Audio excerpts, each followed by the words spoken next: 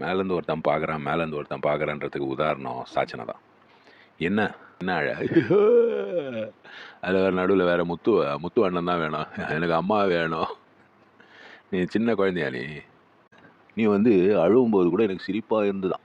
ஐயோ, ஆனால் உண்மையில சொல்கிறேன், நீ அழுவும்போது கூட எனக்கு சிரிப்பு வந்தது, நீ அழுதது வந்து ஃபேக்காக இருந்ததுன்ற மாதிரி சொன்னாலே, அதுக்கப்புறம் வந்து நீ வந்து வேஸ்ட்டு, நீ அப்படி நீ இப்படி இதெல்லாம் சொல்லிட்டு சௌந்தர்யா வந்து அந்த அவங்க அப்பா அம்மா எழுதின லெட்டரை வச்சு நழுவப்பில் இருக்குது. அந்த அழுவத்தை பார்க்கும்போது எனக்கு ஒன்றும் ஃபேக்காக தோணல. உண்மையிலே எனக்கு ரொம்ப டச்சிங்காக.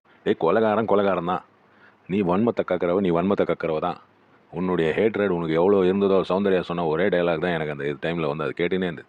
அந்த அழுதுன்னு என்ன சொன்னான்னா, இவ்வளோ இருக்கா அந்த சின்ன பொண்ணுக்குள்ளே எனக்கு எதிரான்ற மாதிரி. அதுதான் உண்மை. இவ்வளோ வன்மத்தை வச்சு நீ இந்த மாதிரி ஒரு ஆள் இந்த ஷோவுக்கு தேவையா? இவ்வளோ நெகட்டிவிட்டி ஷோவுக்கு தேவையே கிடையாது. போன வருஷம் தான் அவஸ்தைப்பட்டோம், அந்த மாயாவை வச்சுன்னு கடைசி வரைக்கும் மாயா